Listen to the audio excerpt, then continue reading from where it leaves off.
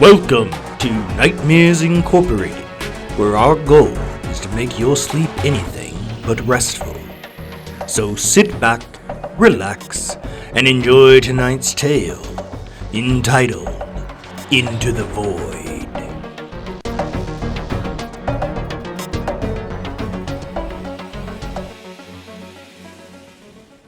The Argonaut, Mission Report 1, Earth date, April 17th, 2127. This is Captain McConnell. I am pleased to report that we have successfully completed the first stage of this unprecedented journey into space. First off, I would like to say how proud I am of the Argonaut, and that I am honored to be its captain. Secondly, I would like to reiterate the parameters for the mission we are on for prosperity purposes.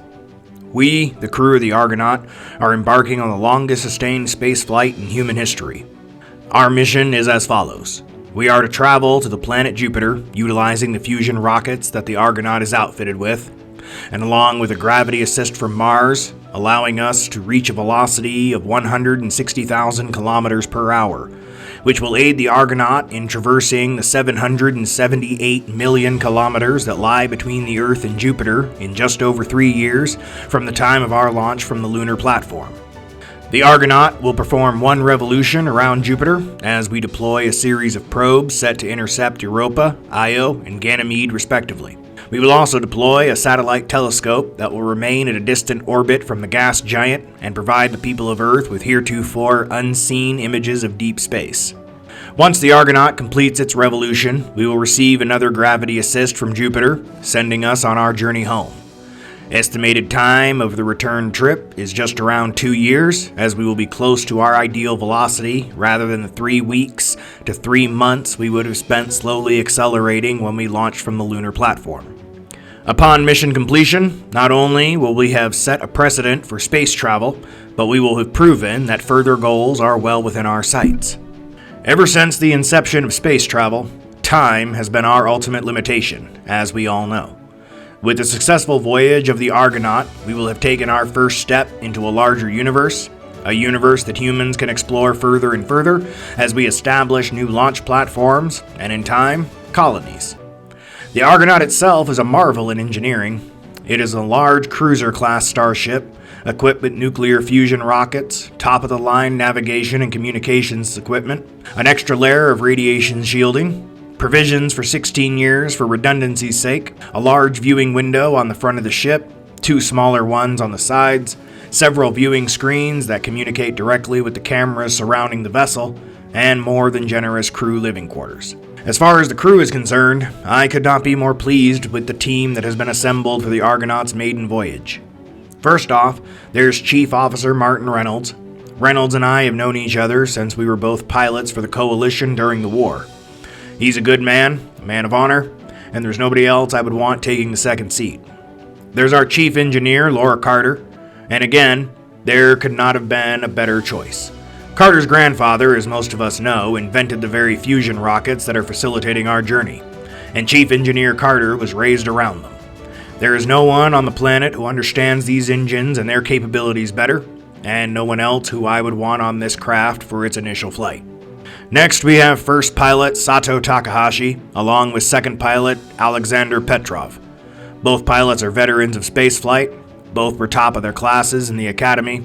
They are familiar with the Argonaut and have piloted the very voyage we are on more than 36 times in simulations in which they face nearly every variable that the text could throw at them.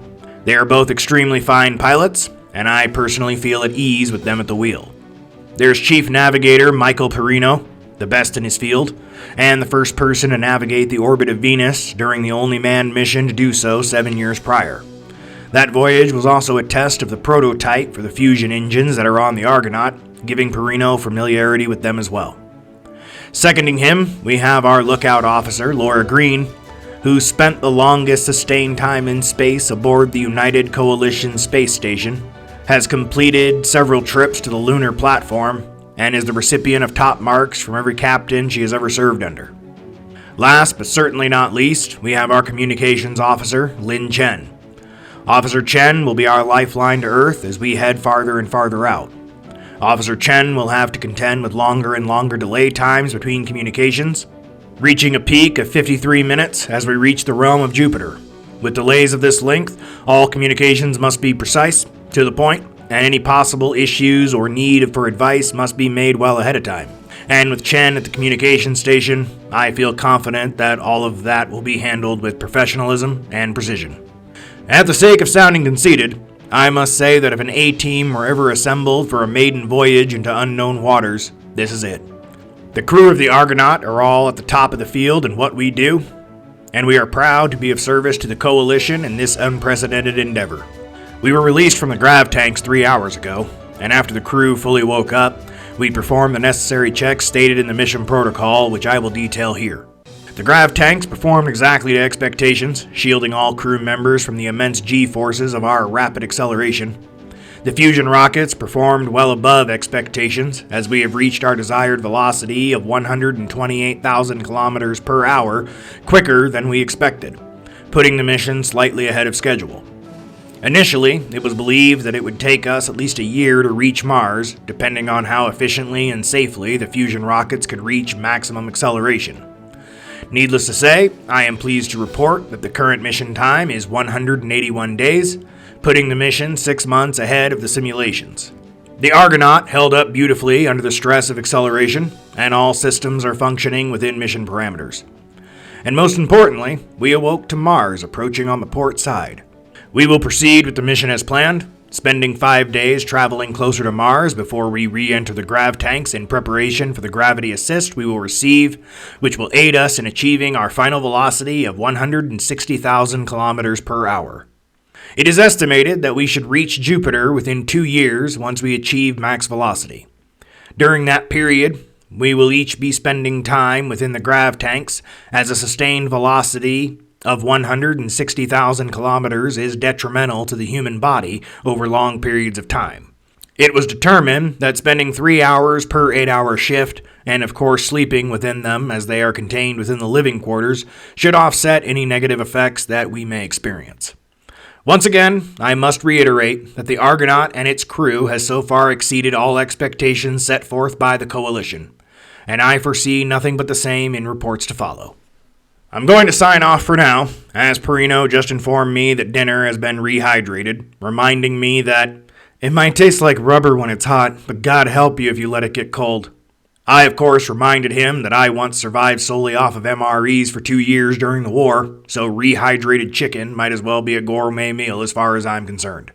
I will make my next report as we prepare for our Mars assist. This is Captain McConnell, signing off. The Argonaut Mission Report 2, Earth date, April 21st, 2127. Elapsed mission time, 186 days. This is Captain McConnell, reporting that the Argonaut will be preparing for its Mars assist within the next 18 hours, and that the crew is currently performing the last few checks before we all settle into the grav tanks for a period of 14 days as the Argonaut accelerates to maximum velocity. While no one is particularly excited about 2 more weeks in the tanks, we all agree that it is far preferable to the near 5 months we spent in them prior, as the Argonaut was continually accelerating and creating G-forces that we could not have survived. The last 4 days have been a nice break, however, and everyone also agrees that the rotating shifts we will fall into once we achieve max velocity will be a welcome change as well. Aside from systems checks and a minor adjustment to our Mars approach, the crew has spent a majority of the last 4 days re-socializing with folks we've been with but haven't seen for almost 6 months, as strange as that may sound.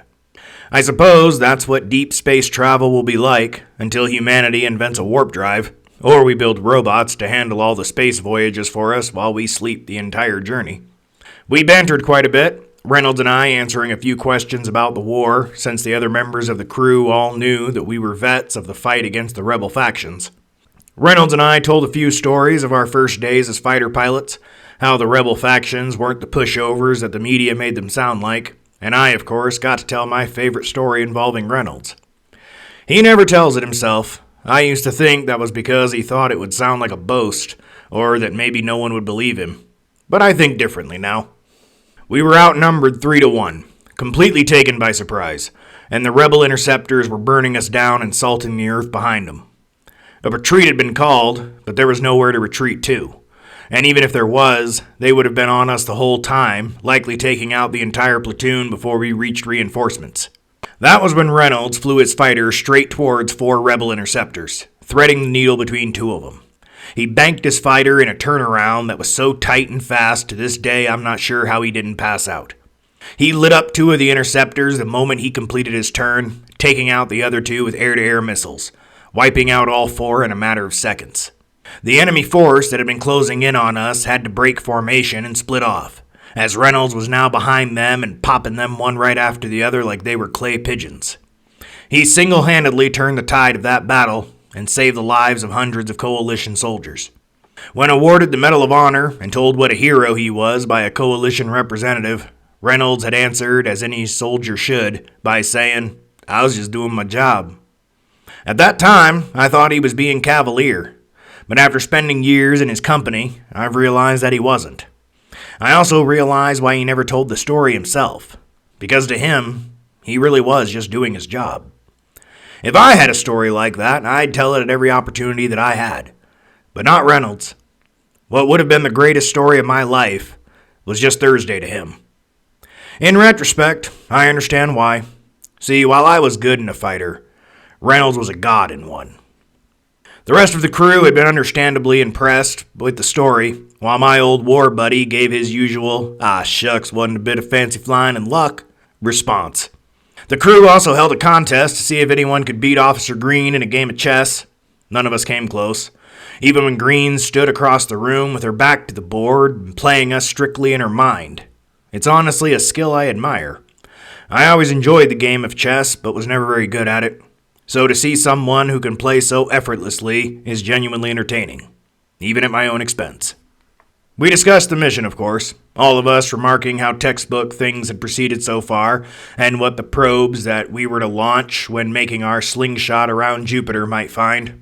Europa was the main topic of conversation, of course. Probes launched in the early 21st century had determined that there was indeed an ocean underneath the ice shell that covered the moon, and the Coalition is hoping that the probes we launch can determine if there is life contained within that ocean. Once again, I include some of our speculative discussions and anecdotal interactions amongst the crew for prosperity purposes. It is my hope that this mission is studied in schools and academies one day, and when that day comes, I want to remind those who learn about this historic mission that it was carried out by regular people. Yes, we are all people who are at the top of our respective fields, but in the end, we're just people. And if I'm honest, I really couldn't resist finally recording that story about Reynolds. Now, it'll exist forever. That man saved my life that day, and if he won't brag about it, then I will. Speaking of Reynolds, he just poked his head in and informed me that the nutrient cocktails are ready, and the crew is prepping their grav tanks. I will report again in 2 weeks once we have finished accelerating towards our Mars assist. Until then, this is Captain McConnell, signing off. The Argonaut Mission Report 3, Earth date May 5th, 2127. Elapsed mission time, 200 days. This is Captain McConnell, reporting from the Argonaut. We awoke from the grav tank 7 hours ago to find ourselves well on the way to Jupiter. Perino estimates that we are currently a quarter of the way to the asteroid belt, Mars firmly being in our rearview mirror. We all took a moment to appreciate the fact that we are currently in a sector of space that no human being has ever traveled to. Outside the windows on the front and sides of the Argonaut, along with the viewing screens, I can see the vast expanse of space. A sea of darkness that is haunting and simultaneously beautiful. I can get a clear sense of just how far apart everything out here is, and how the fusion technology will allow humanity to bring it just a little closer together. Yet in all this empty space, we could still see our target ahead. Even though it is still millions of kilometers away, we can see Jupiter in the distance, showing up as a large, very bright, round disk in the sky. Appearing larger than the moon does from the Earth's surface, almost looking like another star had been suddenly birthed into the solar system. And although we can't make out much detail of the planet yet, apart from some slightly visible cloud bands, simply the sight of the disk is enough to strike us with awe. Never before had humans seen the solar system's big brother from this close, and within 4 months, maybe less, we will be able to see the planet itself. All of the Argonaut systems are still running smoothly, and the crew, along with myself, are pleased that we now only have to take periodic breaks inside the grav tanks rather than spending a sustained length of time within them. Given that the breaks will only be of a 3-hour length, along with the 8 hours we will spend sleeping in them per day, we'll take shifts at the beginning and end of an 8-hour period, allowing the crew to spend 5 hours of each shift working together. As we approach Jupiter, we will all enter the grav tanks for an 8-hour period so that we can all be out and awake as we make our pass of the gas giant.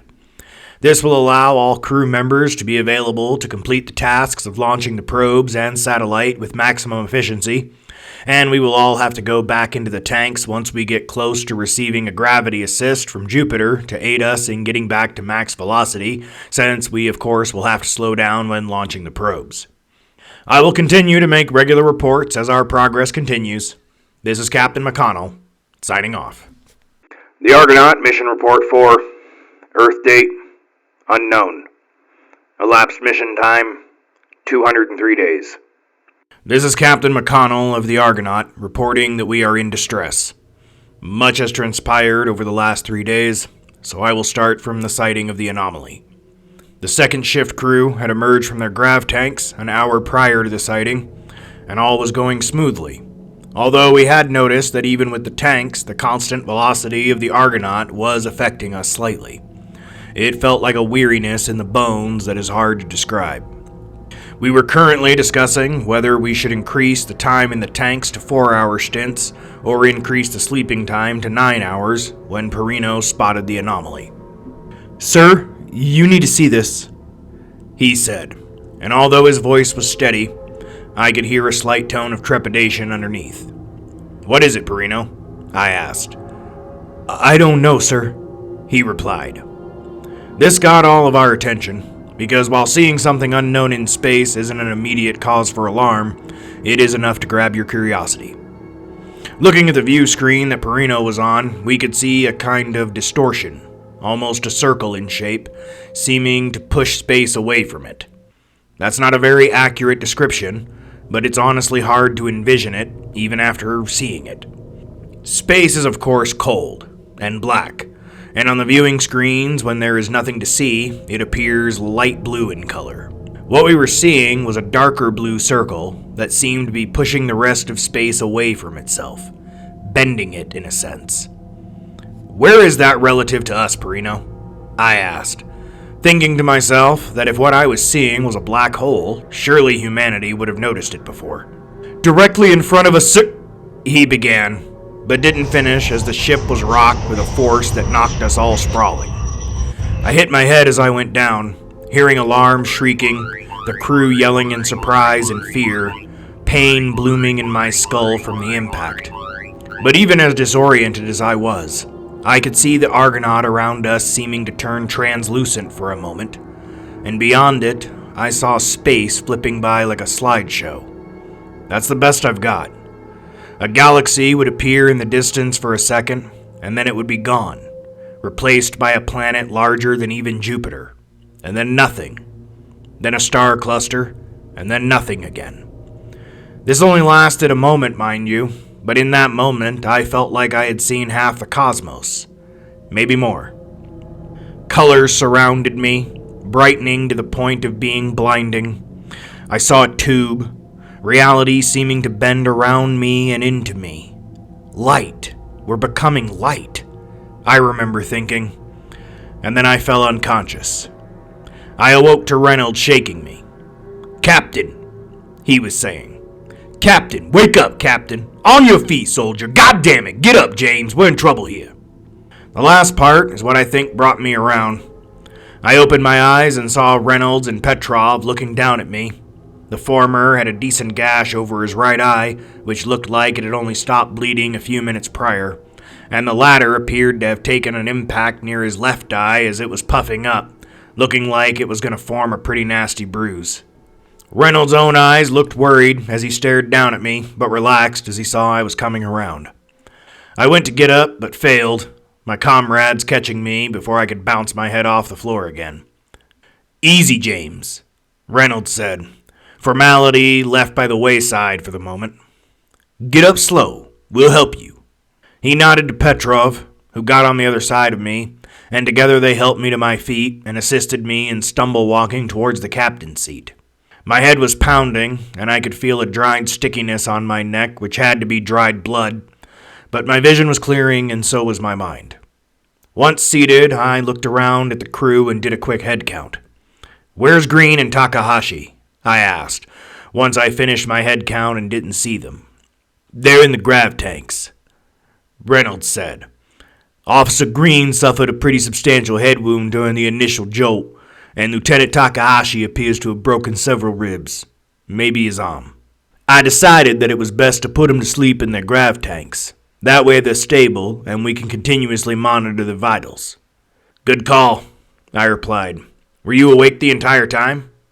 "No, sir," Reynolds said, falling back in a chain of command. "I passed out shortly after the ship went translucent. I think we all did. Perino woke up first, and when he couldn't get a response out of you, and he saw the condition of Green and Takahashi, he brought me around. We took care of the most wounded first, then stopped the bleeding on your head wound and the gash on Officer Chen's as well. The rest of us only suffered minor injuries." I pointed at the gash above his right eye and raised my eyebrow. "It's a minor injury, sir," he said in a reply to my nonverbal question. I didn't press it, as it wouldn't have done me any good, and instead turned to Perino, who was sitting back in front of his nav screen. "Good work, Perino," I said in regard to his recent actions. "Do you have any idea what happened?" "No, sir," he replied in a voice that sounded on the verge of panic. "But I know what the result is. We're no longer on course to Jupiter," he said, and then went quiet. "Where are we then?" I asked. "Boetes Void," Perino said quietly. Thinking I had misheard him, I asked again. "Where are we?" "Boetes Void," he replied louder. "We appear to be within Boetes Void, Captain." "That's impossible," I said. I didn't doubt Perino's ability to read his own nav screen, and I was aware that he could read a star chart far better than myself, but I still couldn't believe what he was saying. "There's got to be a mistake," I added. "There's no mistake, sir," Perino replied, his voice firmer now. "I double-checked it twice. It took a moment to figure it out, because nothing looked familiar at first, but after checking the nav screen star chart, its own internal knowledge of where it is, that's where I arrived at. We are just beyond the edge of Boetes Void, putting us around 700 million light years from Earth." He finished, and then fell silent again. We were all silent for a little while, as the gravity of our situation settled down upon us like a pile of stones. So far from Earth, even if we traveled at our top speed, we would never get home from here. The only chance we could possibly have would be to find whatever had brought us this far out into space. "The anomaly," I began. "Do you think it was a wormhole, Perino?" While Perino only nodded, Reynolds chimed in. "That or something that operates the same way. Does anyone have any recollection of how long we were in it?" "No," I said. "Seemed like a couple of seconds," Officer Chen said. "Seemed instant to me," came the response from Petrov. All the answers ranged from neither not remembering to a few seconds to the trip being instantaneous. Finally, I asked Reynolds why he was wondering. "Time dilation," he reminded me. The bridge became quiet again. "At this amount of distance traveled," Perino said, "even if we were traveling in whatever that anomaly was for just a few seconds, millions of years could have passed on Earth. Earth might not even exist anymore." "You don't know that," Carter interjected.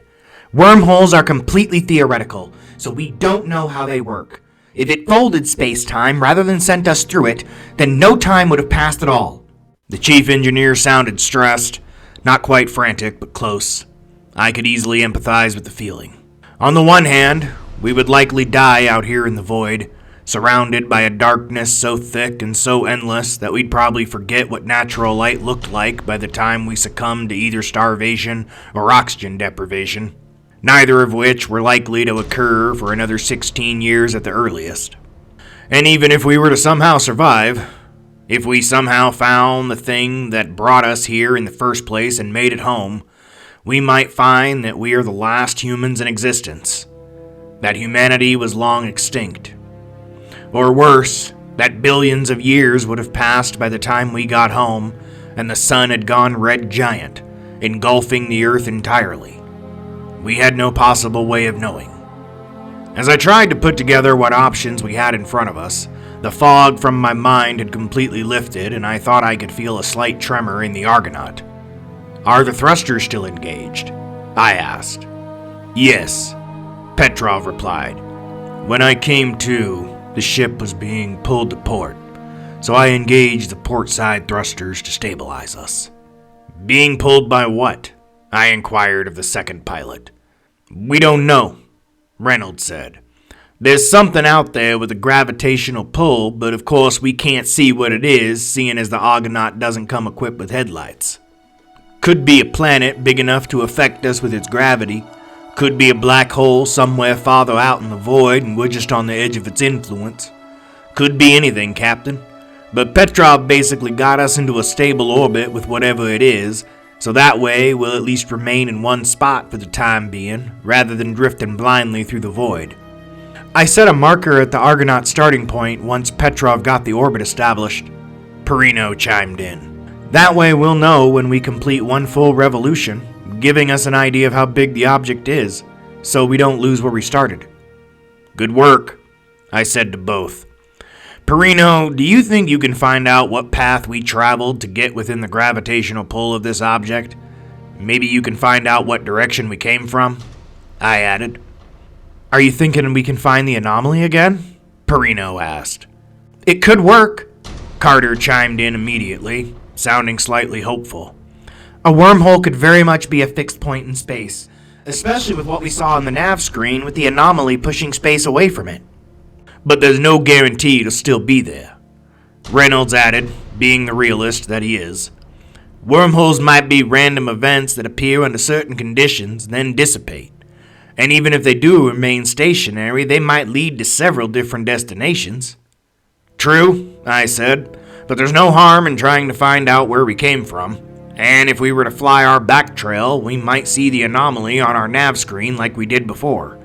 It was colder than the space around it, remember?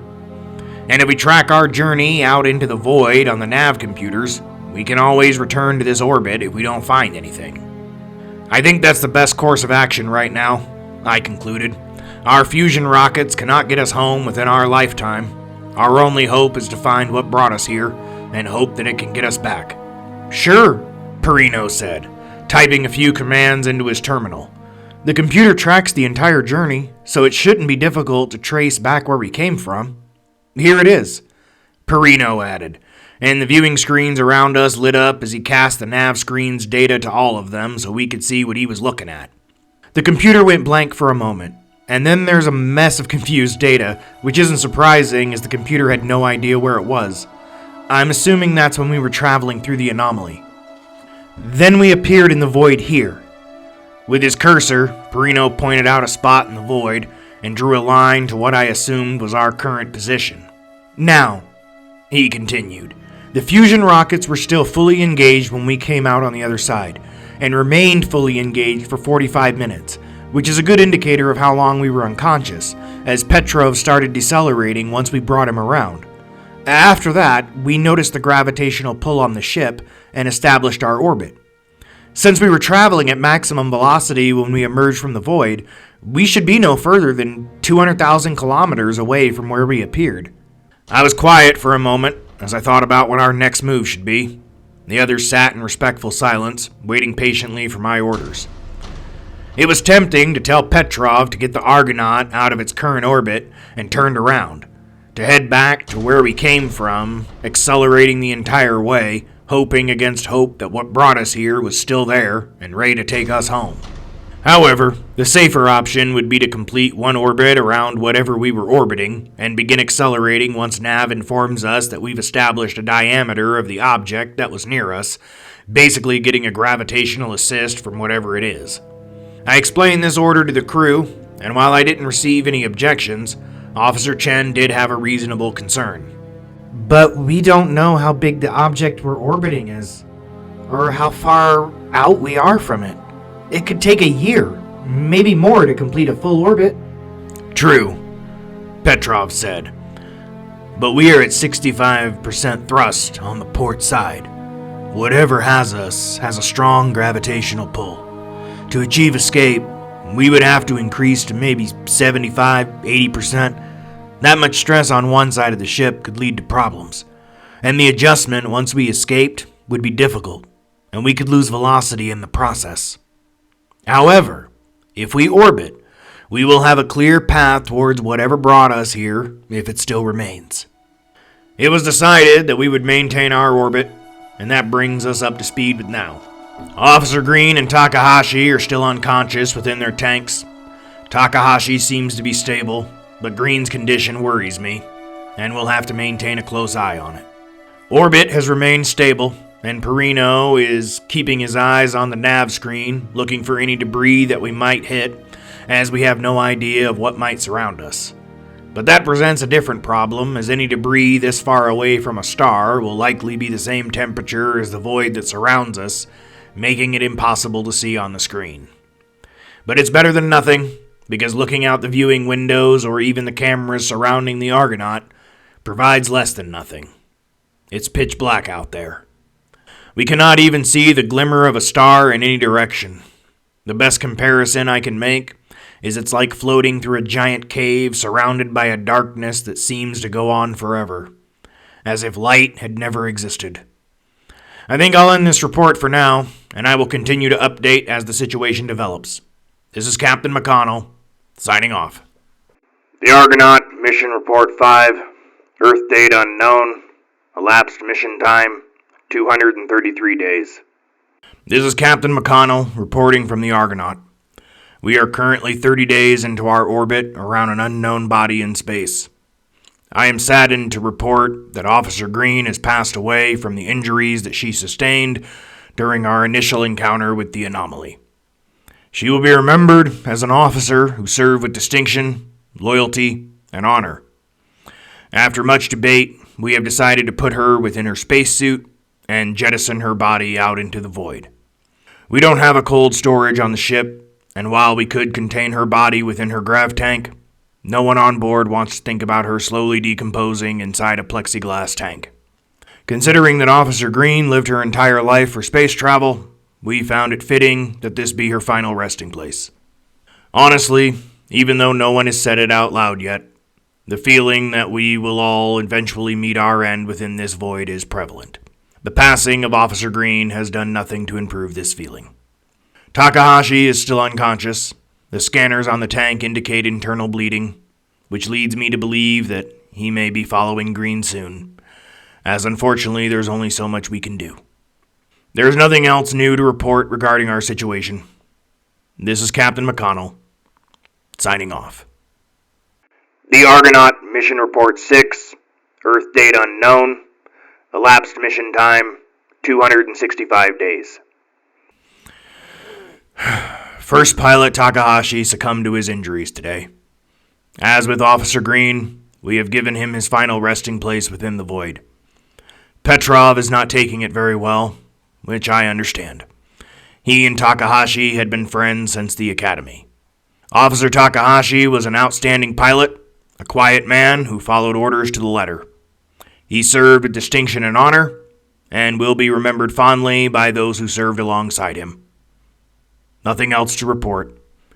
Captain McConnell, signing off. The Argonaut, Mission Report 7, Earth date unknown, elapsed mission time, 303 days. This is Captain McConnell reporting from the Argonaut. We are currently 100 days into our orbit, and so far it's not looking promising. We haven't established much of a curve, the line on the nav screen barely bending at all, in fact. Meaning we are either far away from whatever we are orbiting and in a strange orbit with it, or the unknown object is extremely large. The days since the deaths of Officer Green and Lieutenant Takahashi have been hard, They are sorely missed by the crew and by myself. The ever-present darkness that surrounds us doesn't make things any easier either. Nothing has shown up on the nav screen, and nothing can be seen from the view windows or the cameras other than the seemingly endless void. I've found myself at times staring out of the front viewing window, straining my eyes to see something, anything, out there in the darkness. I even dim the lights on the bridge like we do at what we call night to reduce the reflections that are always there, but still nothing. I've been wondering if I should have ordered Petrov to turn the ship around when we first decided to try and find the anomaly that brought us here, and maybe I still could. We've lost some time, yes, and would lose even more with the turnaround, but who knows how long it will take to reach the halfway point of whatever snatched us with its gravitational pull. I wish I could see it. Is it a planet? A dead star? A distant black hole? What sits within the void with us? How did the anomaly bring us here of all places in the universe? Why did it bring us here? Was it random chance, like Reynolds said? Of course it was. I need to stop thinking about it for now and focus on the crew. It's important to keep them busy and with a sense of purpose so we don't fall too far into melancholy and despair over our situation. For now, I'll tell them that we maintain our current course, as I think it would be bad for morale if I start second-guessing myself in front of them. I'll discuss options privately with Reynolds instead. This is Captain McConnell, signing off. The Argonaut, Mission Report 8, Earth date unknown, elapsed mission time, 405 days. We are currently 202 days into our orbit, and still no sign of a halfway point. But more pressing than that, second pilot Petrov had to be restrained and sedated today. It began when the rest of the crew was awakened by the sound of breaking glass and metal striking metal from the bridge. Reynolds and I reached the bridge first and found that Petrov had lowered the protective shielding on the viewing window at the front of the ship and had smashed its control panel. He had also busted out several of the viewing screens and a few of the control boards for the cameras. Within his hands was what looked like a piece of metal railing that he had apparently removed. The nav desk was still untouched, thankfully. "Officer Petrov, cease this behavior at once! That's an order!" I shouted at him. He turned to the sound of my voice. His eyes were frightened, wide, almost crazed. His jaw was clenched with gritted teeth, but he did respond to me. "Captain," he said. "Captain, I had to, Captain," he stammered. "You had to what, Petrov?" I asked, keeping my voice calm, aiming to keep him talking while Reynolds slowly made his way around the left side of the bridge, meaning to put himself between Petrov and the nav desk. We couldn't be sure how many systems on the ship had already been compromised through the broken controls, but without nav, we'd be completely helpless. "I had to shut the viewing windows, Captain, and break the monitors. I had to protect the others. I didn't want them to see. Did not want it to look at them the way it looked at me." Petrov was still talking, which was good, his focus solely on me, but what he was saying didn't make any sense to me. "Didn't want them to see what, Alexander? You didn't want what to look at them? What did you see?" I thought maybe using Petrov's first name would relax him, maybe calm him a bit. If it did, I didn't notice a difference. He was wound up to a sticking point and beyond. "What we are orbiting, Captain," he said quietly. "It looked at me, and its eyes are like stars. Bright, red-orange, baleful light. A gaping mouth. A creature. A monster. We have to get away, Captain. We have to escape. It brought us here. It's how it hunts, Captain. It ate the very stars that existed here. It does nothing but feed, because it knows nothing else. It is the blind chaos, Captain. We must escape." As his rant reached a crescendo, he turned in his mad fury towards the nav desk. As he raised the metal pipe he was holding, Reynolds went low, driving his shoulder into the younger man's midsection as he wrapped his hands behind both of Petrov's knees, tackling him hard to the floor. I ran for a hypo from the emergency kit on the bridge. By the time I reached them, Reynolds had subdued the younger man with efficiency. His left hand pressed down hard on Petrov's left shoulder, his right hand on the side of the man's face, forcing his head to the right, pinning him down simply through the pressure that would be on his neck. I injected the hypo into Petrov's left shoulder and massaged the muscle to get the sedative working faster. Petrov quit struggling, and Reynolds relaxed his hold of him once he removed the metal pipe from his hands. The younger man started crying as the sedative kicked in. "Captain," he said. "Captain, we must escape. We must not look. We must." He drifted off while still muttering nonsense.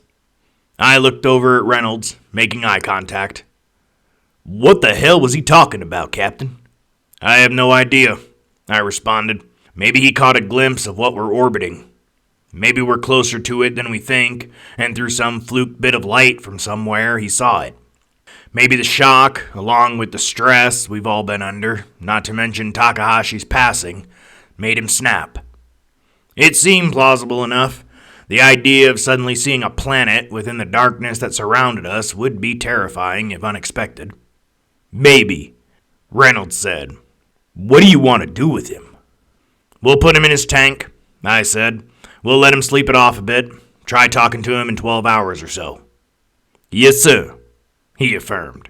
We placed Petrov into his tank and explained the situation to the rest of the crew, who had obviously been awakened by the commotion. Inspecting the damage came next, and it was extensive. The controls for the viewing windows were completely destroyed, meaning that the blast shields were locked down permanently. All of the viewing screens had been busted, along with a few unimportant control stations that fortunately would not hinder operation of the ship. It seemed, in fact, that the only thing Petrov had been trying to destroy were relating to seeing what was outside of the ship. Had seeing a planet in the dark really caused all of this damage?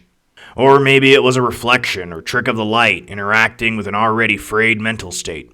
I'd have to ask Petrov about it tomorrow if he was in a calmer state of mind. For the time being, I'm heading back to sleep, along with the rest of the crew, with the exception of Officer Chen. She volunteered to keep watch in case something else happens. This is Captain McConnell, signing off. The Argonaut, Mission Report 9, Earth date unknown, elapsed mission time, 408 days. This is Captain McConnell, and my God, I have no idea where to begin. Officer Chen is deceased. There is no doubt that she was murdered by Petrov, as he confessed to the crime via radio. I awoke 8 hours after finishing my last report to find the carnage along with everyone else. Officer Chen's body was found near the communications desk, where I had last seen her when she volunteered to keep watch. The communications console itself was splattered with her blood, and given the condition of Chen's face, the assumption was that Petrov had snuck up on her and then bashed her head in against the rounded metal edge of the desk. Perino and Carter both cried out when they saw the body. Reynolds went to check Petrov's room while I went over to the communications station. "Captain," Perino began, but his voice choked off. "Is she dead, Captain?" Carter finished for him. Although I could see that her skull had been fractured in several places, giving it a misshapen appearance, and the blood that was on the console and the floor, I still checked her pulse to be sure. The coolness of her skin told me the truth of the matter as soon as I touched it, but I hoped against hope that there would be a pulse, even a faint one. There was nothing, and I turned my attention towards Perino and Carter and gave them a slight shake of my head. They were both visibly shaken by this, but they're professionals and kept it together as best they could. Reynolds returned soon after, communicating with me via a look that Petrov was gone. I do not for the life of me know how he woke up. The grav tanks are designed to induce and maintain sleep if programmed to, and Reynolds and I had programmed Petrov's tank to keep him asleep for 12 hours. Not to mention the sedative I gave him during the struggle. That alone should have knocked him out for at least 8 hours. Turning to Perino and Carter, Reynolds addressed them. "Petrov's gone. We'll need to search the ship and find him as he is clearly out of his mind. He was beginning, But my eyes had been scanning the console while he was talking, and I cut him off. "There's no need for a search, Officer Reynolds," I said. He looked over at me questioningly, as did Perino and Carter. I pointed at the console, wincing a little at the sight of Officer Chen's blood on my hand. Reynolds came over to where I was, with Carter behind him and Perino a few steps after that. Perino's eyes misted when he looked down at Chen's body, and I felt for the younger man. I knew that the two of them had been close. Carter's own eyes seemed laser-focused on the communications console and what had been written on it in what I assumed was Chen's blood. Channel 9. I opened a communications link when the others had seen what was written there, and switched to Channel 9. Repeat, Captain. Are you there, Captain? Repeat, Captain. Are you there, Captain? Petrov's voice. "I'm here, Petrov," I replied, holding up a hand at Carter when she began to shout expletives. "Where are you?" There you are, Captain, he said, sounding relieved and a little sad.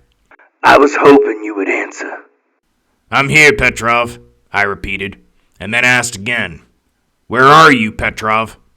I'm gone, Captain, he replied. It called to me, so I had to go. I'm sorry about Chen. I didn't want to hurt her. "That son of a bitch!" Perino burst out. What does he mean, gone? Carter asked. "He's outside," Reynolds answered. How? Perino again, now openly weeping. And why did he have to hurt Lynn? I held up a hand for quiet so I could continue talking. "Do you mean you're outside, Petrov? If so, how did you open the airlock without triggering an alarm? How did you wake up from your grav tank? And why did you kill Officer Chen?" I was struggling to keep my voice under control, but in truth, if he had been standing in front of me in that moment, I probably would have strangled him. Psychotic break or not. "She was part of your crew, Petrov," I added. "Why hurt her? Why murder her?" She would have tried to stop me, Captain. She would not have been able to accept the truth about what we found, and why I must go to it. I didn't trigger an alarm because I disabled it, Captain. I did so right after the voice woke me up. "What voice?" I asked. The one in my mind, the one that's outside. Have you not wondered why we have been orbiting for over 200 days and keep establishing barely even a curve? Have you wondered why we appear to be flying in a straight line? Have you done the math to see how long it will be before we reach the center of what we're orbiting? I did. It's why I started looking harder out into the void. The Argonaut will never reach the center of what it's orbiting in our lifetimes, Captain, because it is the void. "What does that mean, Petrov?" The thing we found, Captain. The chaos. The beast of the void itself. It's a god to us, Captain, and it told me to come. It wants me to wake it up. It has been asleep for so long. We've already given it 2 sacrifices, and when a god commands, you must do, Captain. I tried to spare the rest of you, though. I've taken away your ability to see the blind chaos. Maybe it won't beckon to you next. Hearing this, Perino walked over to his nav screen, and the colorful language that followed informed me of all I needed to know about that situation. We were now completely blind in the void. We were all gonna die out here from the moment we arrived, Captain. Petrov continued, his voice growing manic, strained, the voice of a man losing his mind. But maybe the rest of you will get a chance to go peacefully. Hopefully the rest of you won't see the things that I've seen in my mind, or the chaos I'm drifting towards now. Its bright orange eyes, the gaping mouths, the things that surround it. They're staring at me, Captain. They're staring right at me. They know I'm here to wake the sleeping god. They're terrified of it, Captain. They know what will... Wait. One of them is moving towards me. My God, it moves like a fish, moving effortlessly through space, the light of the god's eyes illuminating it. A thing as large as a building, Captain, shaped like a jellyfish almost, but with faces buried in it. I can see the wreckage of other ships within the light, Captain. Many have been called here, and these guardians destroyed them before they could disturb the slumbering chaos. Captain, it's drawing closer, Captain. It's reaching out! What followed was a scream unlike any I've ever heard, and then silence. Petrov! I said into the microphone. Petrov, answer me! But there was nothing in return. I looked over at the others. Perino, Carter, and even Reynolds were pale, and I imagined that I was too. The disturbing nature of what Petrov was saying, the clear lunacy that was in his voice. What was all that shit, Captain? Perino asked. Man was completely out of his fucking mind, Reynolds said. I agree, I seconded. Considering the stress we've all been under, the passing of Takahashi, and if Petrov had been charting our course and finding that what we were orbiting was larger than we thought, and then imagine that he saw something outside, it's easy to imagine how he could have experienced a psychotic episode. Precisely, Reynolds said. Especially the gibberish about something looking at him. I think we all would have noticed a giant set of eyeballs outside the damn viewing window. Unless something had its eyes closed, Carter said, almost as if to herself. We all ignored that comment, but it sent a shiver down my spine for some reason. The larger issue is the orbit, I said. If we're orbiting something so large that Petrov believed we're basically flying in a straight line right now, then the gravitational pull is going to get stronger as we approach the center. And without the nav screen, it'll be impossible to gauge our relative position and how much to increase the thrusters, Perino added. It'll be too easy to overcorrect, or not increase throttle enough and fall into a decaying orbit. So what options do we have? Carter asked. Only one in reality, I replied. We break from orbit. That would leave us flying blind, Captain, Reynolds said. I know, Martin, I replied, dropping formality and talking directly to my friend. But if we don't, we won't be able to tell when our orbit starts to decay. Our options are either take our chances of when we'll make impact with whatever we're orbiting, or take our chances flying blindly into the void. Neither choice is appealing, but they're the only choices I think we have in front of us. We were all quiet for a while after that. I'm sure we were thinking about how long we would last flying blindly through a region of space that was supposed to be mostly empty. The fact that we would never make it home was also likely sinking in as well. Our odds had been slim to begin with, but at least we had had something that was almost a plan to rest our hopes on. Now, however, our fates are sealed. We will all die out here. The only choice we have left is how we choose to go. And that was when we heard the scraping on the sides and the top of the Argonaut. I keyed the microphone out of instinct. Petrov? I asked into it. No reply. The scraping sounds had an odd exploratory nature to them, as if something were inspecting the exterior. Space debris, Reynolds said as he looked up at the ceiling of the ship. Probably just some dust and rocks. We all orbit in what's likely a rogue planet after all. Yeah, Perino and Carter almost agreed in unison, although their eyes were wide and frightened. Then the turbulence hit us, the Argonaut shaking almost as badly as it did when we first encountered the anomaly. While no one was hurt by the initial shaking, we all huddled down on the floor of the ship like kids who were afraid of lightning. The scraping sounds continued, and the ship was rocked again. Sir, Reynolds said, I think we may have entered a debris field. Of course, I thought to myself. That makes sense. A debris field. Something perfectly natural to find around a celestial body. That's what it is. Just dust and rocks. Not an impossible to exist creature out in space. Nothing can survive in space. Unless, of course, the universe truly is infinite, I argued within my own mind. In an infinite universe, theoretically anything can and will happen at least once. possibly up to and including living things that can exist within the vacuum of space. Maybe things that absorb the radiation of stars for energy and contain it, almost growing a miniature star within themselves. Maybe these beings grow millions of kilometers in length, maybe even light years as they absorb more and more energy, growing to the point where they can devour stars whole. Theoretical? Yes. Probable? Almost certainly not. Another tremor rocked the ship harder than the last, sending equipment flying and throwing all of us sprawling. The sound of scraping against the exterior was growing even louder. "Captain, we gotta fucking move!" Reynolds shouted. I agreed, and the four of us climbed to our feet.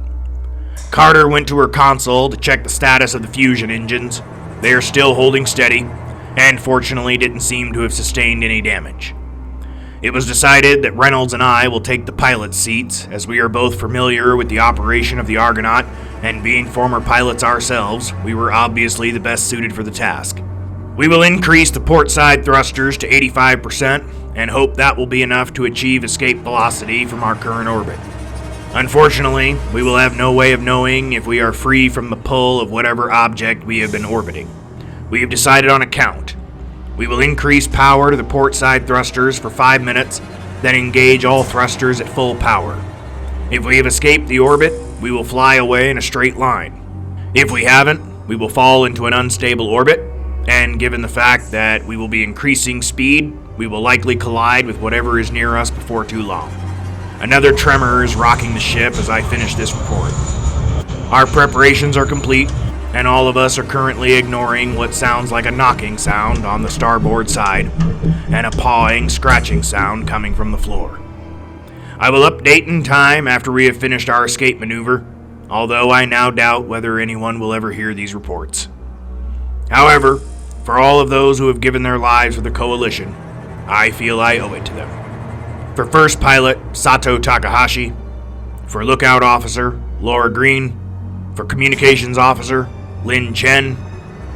And for Second Pilot, Alexander Petrov. This is Captain James McConnell of the Argonaut, signing off.